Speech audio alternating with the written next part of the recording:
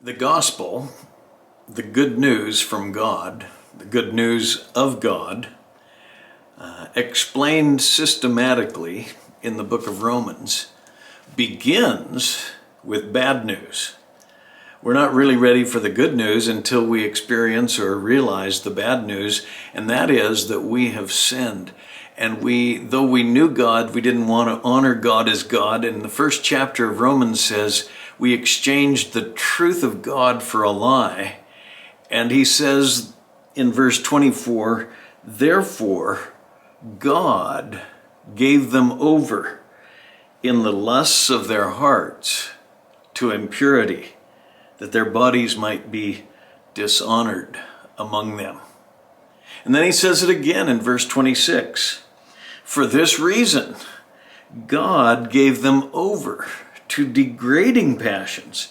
For their women exchanged the natural function for that which is unnatural. And in the same way, the men also abandoned the natural function of the woman and burned in their desire for one another. Men with men, committing indecent acts and receiving in their own persons the due penalty of their error.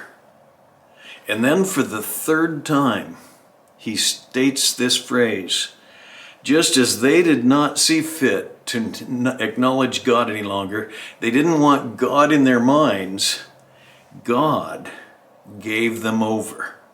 3 times he says it.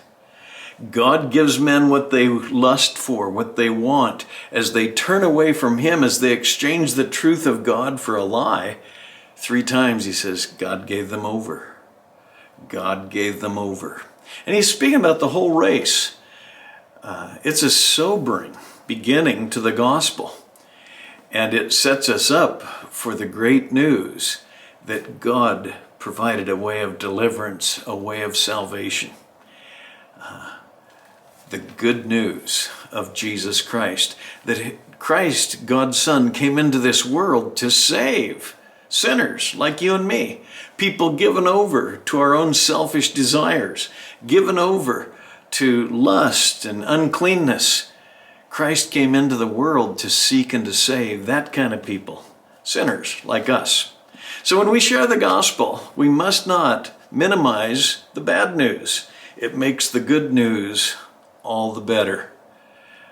Come to Jesus today. Experience the liberating freedom that he gives as he sets us free from our sin.